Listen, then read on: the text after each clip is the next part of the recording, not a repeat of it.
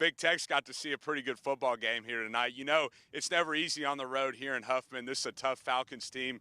However, Lumberton held their own tonight. They were able to hold off a furious Falcons rally. Momentum heading into next Friday night's huge district matchup. All these district games are huge against those LCM battling Bears. Yeah, guys, like y'all were just talking about, you know, we knew this game was going to be a good one between Port Arthur Memorial and Crosby. The Cougars came in 0-2, but 2 losses against 2 of the best teams in the state. Actually, we were eating good tonight out here in New Canyon. The Anahuac Panthers were playing great tonight. They're by-district champs after beating Cold Spring Oakhurst. The Rams came into the day 1 win away from playing the Super Bowl on their home field. Now, the team standing in their way, the red-hot San Francisco 49ers, led by Jimmy Garoppolo and Deebo Samuel. Patrick Mahomes, of course, I mean, how good is this guy? I'm running out of words to describe his game. He's going to scramble around out here near sideline. He's going to find Tyreek Hill, the cheetah, man. He's too fast for those Bengals defensive backs. He's going to make a, wow, spectacular catch there in the back corner of the end zone. Chiefs on the board there early. Mahomes, wait a minute. He doesn't do that too often. We got an interception. The Bengals are fired up. Big guy's got the ball. All right, here we go. Joe Burrow, Joey B. Oh, look at that. Let's see it. He's in. What do you say, Jamar Chase? Through the gritty, young fella. All right, wait. Hey, we got to have another Joey B. Look at that. Hey, everybody gets a touchdown. Number 11 right there. That's B.J. Hill. He got in the end zone. Hey, look at this. The Bengals, another game-winning field goal. Are you kidding me? How good are these games, y'all? Mac Jones, Patriots quarterback, the rookie playing in his first Pro Bowl. Look at this. Scrambling out near sideline, finds Hunter Renfrow. The Raiders receiver in the back of the end zone. Nice catch. Look at that by Renfrow. Good spatial awareness, too, getting both feet in bounds. It's another 6 right there, Mac Jones. Hey, Mac Jones, he was having a day, man. This guy was having all kinds of fun. Look at this right here. They're going to call the play dead. But Mac's like, you know what? I'm just going to take off. I'm going to take it all the way to the house and wait for it now. Wait for it. He's got a few dance moves for you. Oh, look at that. Don't do it to him, Mac. Oh, man, Justin Jefferson's like, hey, man, he's stealing my moves. Hey, that's pretty good, Mac. I like it, man. Maybe Dancing with the Stars in the future. I don't know.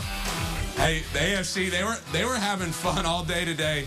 They end up getting it done 41-35. If you've been to a Lamar baseball game recently, you may have noticed a new addition to Vincent Beck Stadium. Just beyond the left field fence stands a large sign honoring these legends of Lamar University. I got to catch up with a couple of them recently and hear their stories.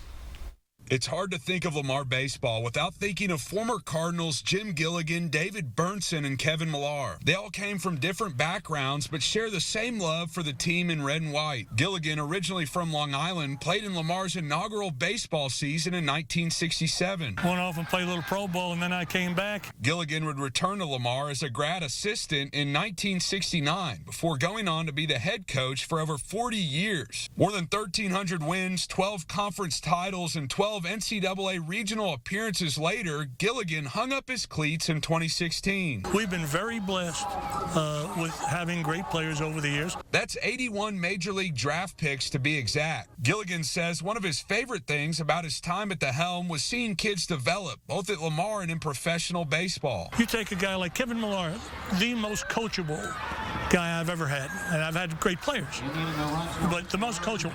You told him one time it was done. You didn't have to revisit what you told them the time before. Burnson, a Beaumont native who played in West End Little League's first ever season back in 1958 and graduated from Forest Park High School, pitched for Lamar from 1969 to 1972. His 6 shutouts as a Cardinal remains a school record, and his ERA of 2.01 still stands as the lowest of any pitcher who threw for 3 or more years with the team. For Burnson, Gilligan was instrumental in his success. That 1 year, I learned more from Jim Gilligan than any of the other coaches I ever had. Burnson, now a prominent Beaumont attorney, enjoyed a successful career after Lamar in which he served as chairman of TxDOT and was a state senator. He says while Lamar's baseball diamond looked a little different back then, a love for the game transcends time. There was a cow pasture, and the balls would go out, and we'd have to climb the fence and then go get the ball. But at that point, all of us that were playing, we'd have played in the parking lot on asphalt with a broomstick. Millar came to Lamar from the West Coast in the early 90s and enjoyed a stellar 4 seasons with the Cards, helping the team win a conference title in 1992 and batting .324 his senior year. He would go on to play 12 seasons in the majors, but many baseball fans remember this iconic moment. Well, let me tell you, don't let us win today. Okay. Then we got PD tomorrow. Then we got Shell Game 6.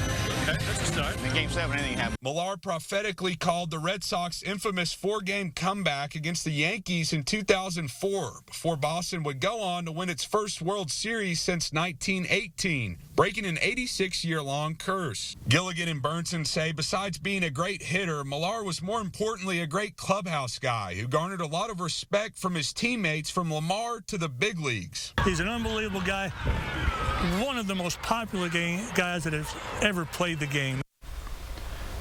Burnson and Gilligan call each other lifelong friends and still get out to every Lamar home game, so you can usually find them talking baseball in their seats by the Cardinals dugout. They're looking forward to catching up with Millar, who will be making the drive down from Austin for Saturday's celebration. James Grant, 12 News. Andre Robertson's baseball career started at West Orange's Memorial Field Little League in the 60s. He was part of the Little League's first group of black players. One of the things my dad was asked was, are you sure you want to do this? And he said, oh yeah, no problem. My kid wants to play, so I'm going to let him play. But that was just the start. Robertson went on to star in football, basketball, baseball, and track at West Orange High School. Then, during a state track meet in Austin, he walked over to Darrell K. Royal Memorial Stadium. I walked in, there's Brad Shearer, Outland Trophy winner, and when I looked down a little farther, there was this guy with these 34-inch thighs named Earl Campbell. As if the sight of Shearer and the Tyler Rose wasn't enough, Robertson quickly became sold on UT following a visit to the brand new Dish Falk baseball field. I said, you don't have to recruit me. I want to play here. Robertson became the first black scholarship player for the Longhorns baseball team. He played second base for the Horns for 3 years, which included a trip to the College World Series before being drafted by the Toronto Blue Jays in 1979. After a trade to the Yankees, Robertson found himself on the World Series stage in 1981. They called me up. Bucky Dent got hurt. They called me up and I got to appear in the World Series game. After enjoying a decade in the big leagues, Robertson retired and returned home to West Orange, where he's worked at the Dow Chemical plant for 32 years. He says he's very appreciative the West Orange Cove Consolidated School District voted to name West Orange Stark High School's baseball field in his name. It's all about giving back. You know, when people do that, that's what keeps that level going up and up, because you can have the greatest players if they never come back and share what they know. It's not going to help you get better. Thanks to a strong start from righty Trey Morse and timely hits, Lamar was able to complete the 4-game sweep over Mount St. Mary's.